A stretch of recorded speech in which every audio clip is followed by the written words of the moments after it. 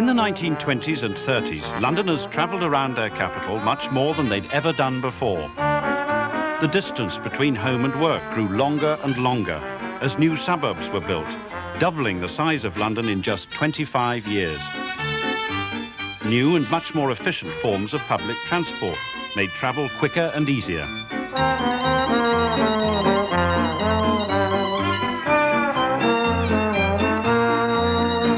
Until the late 1930s, very few Londoners owned a motor car. The irate motorist, cautioned for parking in the wrong place or fuming with anger in a traffic jam, was not unknown, but still a rarity. This was the heyday of public transport, when the number of passengers carried by buses, trams and tubes was reaching its historic peak. But until 1933, London had no transport authority. It was a competitive business, with private commercial operators fighting for the custom of commuters. The largest bus operator, the General, was challenged in the 20s by rival independent or pirate bus companies, as Ted Harrison remembers. Yes, if you wanted to go anywhere quick, you go on a pirate. You prefer the pirates. They had Pro Bono Publico, New Enterprise, Chocolate Express, I-Fly. Oh, I had a bloody load of names, you know, all fancy, and all gaily painted. Oh, yes, sir. And they used to fly along there. Scurf you on, ring the bell before you had a chance, we would push you in there, so that's it. Or upstairs, because they were open tops. And then he raced to the next stop. And the old General, you know, he used to race the Generals. It was from this kind of cutthroat competition that London's transport system was forged. The single most powerful and influential of these commercial transport operators was the Underground Group. This great combine stamped a character and style on the whole system, some of which London transport retains today. Much of this was created in the 20s and 30s, but the story of London's modern transport network goes back to a remarkable period before 1914, when the means of travel in the capital were rapidly revolutionised. Nearly the whole of London's electric underground system was built before the First World War. The first section of the deep level tube to be burrowed out ran from Stockwell in South London to the city. Like all transport ventures in London at the time, the City and South London line was financed by a private company anxious to make a profit. In 1900, another company built the first section of the Central line, running from the Bank to Shepherd's Bush. At the same time, the electric tram rapidly replaced the horse tram of the 19th century. This was thought to be the transport of the future, and the London County Council, which owned much of the tram network, built a tunnel under Kingsway to link the northern and southern services. But in 1910, a great competitor for both the tube and the tram arrived in the form of the first successful motor bus. The old horse bus was rapidly replaced, and a remarkable technological revolution in London's transport was complete. However, in this rapidly changing and highly competitive era in London transport, there was a serious problem. Few of the competing companies made much money. After the opening of the Central line, many new tube lines had been approved by Parliament, but the capital cost of building them and the poor profit record of transport deterred investors. It was at this point, around 1900, that an American, Charles Tyson Yerkes, arrived in London. Yerkes was a rather shady character who thought he could make a fortune out of London transport. His first venture was to raise the money to build a proposed line from Charing Cross to Hampstead Heath, as Professor Theo Barker of the London School of Economics explains. Well, Yerkes had made a fortune in rapid transit in Chicago. He'd been driven out of Chicago because he'd been unable to bribe the city fathers any longer. That was 1899. And he knew that there were tube lines authorised in London by Act of Parliament, but the capital couldn't be raised. He came up here to Hampstead, came to Hampstead Heath, looked out. It was a misty sort of day, and then all of a sudden the sun came out and he saw London below. His imagination fired, Yerkes set about raising money to build the line in which wary British investors had no interest. He had a great reputation for making profits out of public transport in America, but the English realised that there was no money to be made at all. And the result was that he was able to raise the capital, mainly in America, also to some extent in Europe, a little bit from this country, but mainly America. This particular tube was built between 1902 and 1905, and then opened in 1907.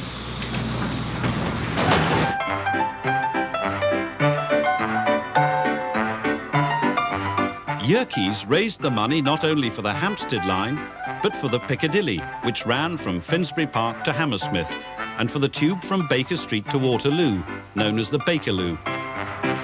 The characteristic red-tiled tube stations of the period, with many Edwardian features still intact, can be seen all over London. Contemporary observers thought the Yerkes tubes had an American flavour. Whereas the English had always talked about up and down trains, now it was northbound, southbound, okay, okay. Yerkes died in 1905, before the tubes he financed were completed, and before it was realised how little money they could make in the fiercely competitive London transport system. His company, the Underground Electric Railways, nearly went bankrupt. But another American, Albert Stanley, was sent over to rescue it. He succeeded by buying up the company's rivals, notably the most profitable operator, the General Bus Company. Stanley saw that the newly motorised buses of the General were a great winner and was able to buy out the General. And that formed the combine, which, together with the Central line and the original Stockwell line, which they bought before the First World War, set the scene for the interwar years.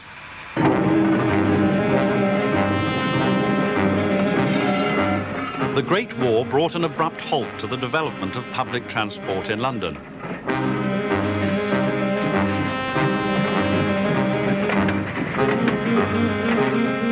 Many of the new motor buses were commandeered by the army and saw action on the Western Front.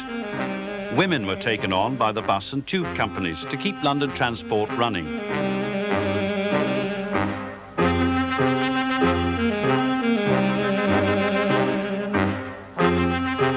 But soon the concentration of activity in London, with constant troop movements and the growth of the military machine on the home front, began to increase passenger traffic. The switch to a war economy disrupted established patterns of commuting, as more and more jobs became concentrated in the armaments industry. Munitions workers were discouraged from moving home to be nearer their jobs by a rent freeze imposed by the government. Home and work were pulled further and further apart, greatly increasing the amount of travel in London and putting a great strain on the existing services. And when the war was over and London switched back to a peacetime economy, the dispersal of the population to new suburbs and housing estates continued to increase the distance commuters had to travel to work. But there was no single planning authority which could control both the siting of new housing estates and the location of new industry. While the LCC was building Becontree in the east of London, destined to become the largest council housing estate in Europe, much new industry was growing up in the west. 250,000 people work in London's engineering industry alone. Representative of these, Jack Kentish operates a 4-table radial drilling machine in a large electrical engineering factory at Acton. For 22 years he has worked in this factory, travelling by tube and bus from Camden Town in North London every day. The rise of a new industrial belt around London, often a long way from the homes of working class people in Victorian housing, increased the average journey to work. Les White lived in Bow in East London, but found that the best paid job he could get was on the other side of the capital, at the new Hoover factory. To save money, he cycled all the way. A hoover started work at 7 o'clock in the morning. This meant I had to leave Bow about 5:15 to get there in time. The journey took anything between an hour and a half to an hour and 3/4, sometimes less, depending whether I got a lift on the lorry. Occasionally, a nice slow lorry would come along, which we would grab hold of and get a free lift. And then we'd pedal on to Shepherd's Bush, Wood Lane up the Western Avenue. If we got to Hoover's after 7 o'clock, then the gates were shut. And we had to turn around and pedal home again. Fortunately, this never happened to me. I managed it every morning and got there in time. There was a great increase in the number of commuter cyclists in the interwar years, but the majority had to rely on public transport. The ability to travel long distances was increased by the general introduction of a shorter 8-hour working day and the rise in real incomes of those who had jobs. Much of the extra time and money was spent getting to and from work. But there was also more time and money for entertainment. Attendance at sporting events such as football matches rose steadily.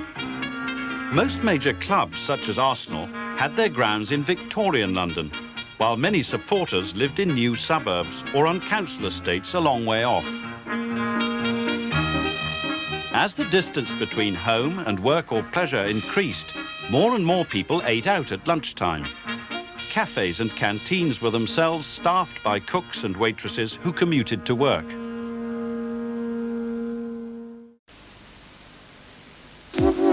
Maestro, a masterly performer in any sphere. The highly advanced Austin Maestro. A masterly balance of handling, power, and performance. With more interior space than any other car in its class.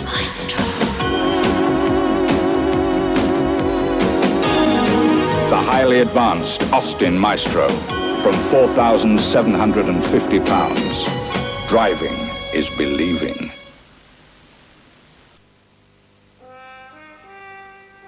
It is straight, square, curved, circular, the precise shape of every moving part it clings to, lubricating, cooling, and protecting. Oil is too small a word for it. It is Castrol GTX liquid engineering, fitted in your engine.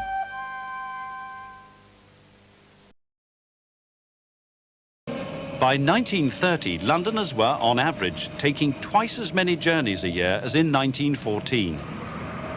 Nearly all this increase in travel was handled by private commercial undertakings, but it was difficult for any of them to make much money. There were too many separate transport operators and no coordination in the system. In inner London, most of the trams were run by the London County Council. In the northwest, there was Metroland, the territory carved out by the Metropolitan Railway. The Southern Railway ruled the rails south of the river, greatly improving its services with the electrification of trains from the 1920s onwards. And there was the single most powerful operator of public transport services, the Underground Group, which had been founded by the American Yerkes. The Underground Group owned most of the tube lines, the General Bus Company, and some tram lines. It was the policies and dynamism of this one commercial company which were crucial to the development of London transport between the wars. Albert Stanley, who became Lord Ashfield, was the financial brains behind the group. But it was a remarkable Englishman who created the style and character of London transport, as Oliver Green of the London Transport Museum explains. The person responsible for the design style of London transport, which developed in the 20s and 30s, was Frank Pick, who had joined the company before the First World War and become its traffic officer, which meant he had responsibility for publicity. And in that period, he developed London Transport's famous policy of commissioning good artists, the best commercial art. He then went on to commission Edward Johnston, a famous typographer, to produce a special typeface for the Underground, which was used on all its advertising.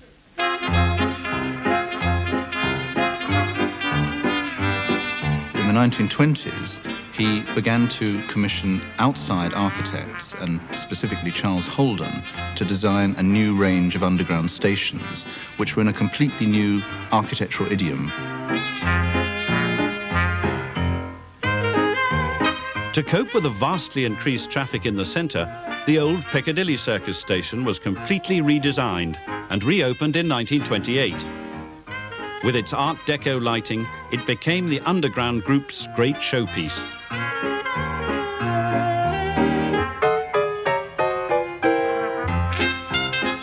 Escalators replaced the old lifts to speed up the movement of passengers, and a maze of tunnels was burrowed out beneath Piccadilly Circus. The whole design attracted worldwide admiration. Frank Pick's concern with creating a distinctive style was also displayed in the new stations built on extensions to existing lines, such as the Piccadilly. Not much of the old feel of these stations has survived, though at Southgate some of the 30s decor has been preserved. Frank Pick had a sort of utopian vision. The look that he was creating for the Underground was, on the one hand, to generate passengers and income, but it was also part of his company's contribution to a civilized urban community.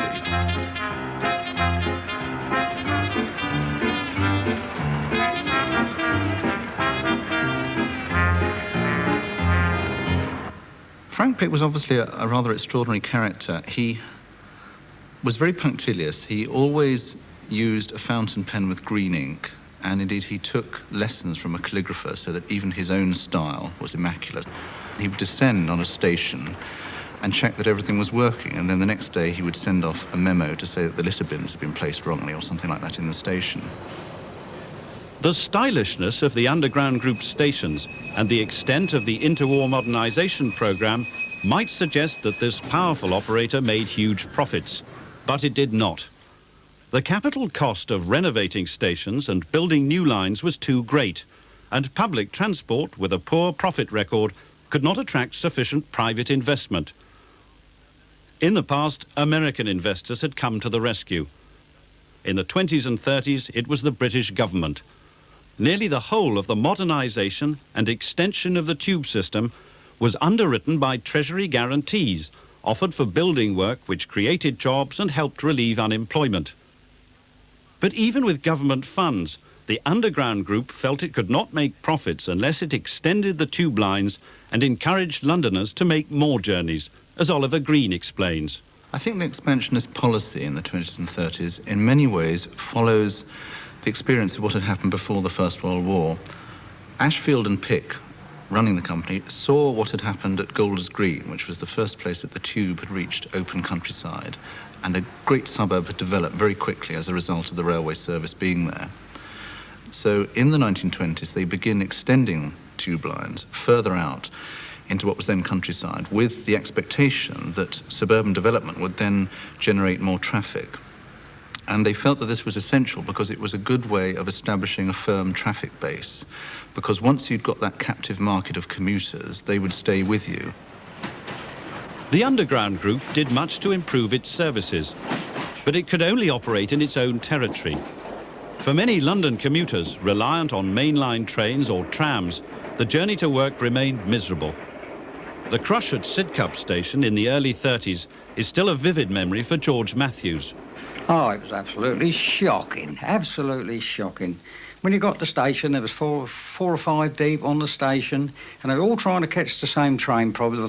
They used to be about 7:36 to get up in London by 8 o'clock to get the workman's ticket, otherwise you didn't get the cheap fares. And as the train come in, of course it stopped at one or two stations coming down, starting from Dartford, and the time it got to Sidcup, it was absolutely packed. And as you opened the door, so about 4 or 5 bottoms had come out, you'd have to shove them in. Then everybody would push and shove and get your elbows in to try and get in. Oh, and it was absolutely open. So I got the bike out and I got used to going on the bike, and the next, right up until I retired, I went up my bike and back every day, whatever the weather. For Doris Hanslow, whose family had moved out to a new council estate at Bromley in Kent, the tram journey to work was miserable. Everybody used to rush to get a workman's tram because it was less money. But sometimes you'd have an acid tablet, what your mum used to give you to stop you being sick, but it didn't help. And sometimes you'd get there, and sometimes you'd have to get off, you know, and wait for the next one because you felt so sick. The idea that London's transport network could be properly run only with a single authority to coordinate services was gaining ground by the late 1920s. This was a view not only of the London County Council, but of the Underground Group itself. By 1928, when the group built itself a grand new headquarters at 55 Broadway, it was beginning to behave almost like a public authority.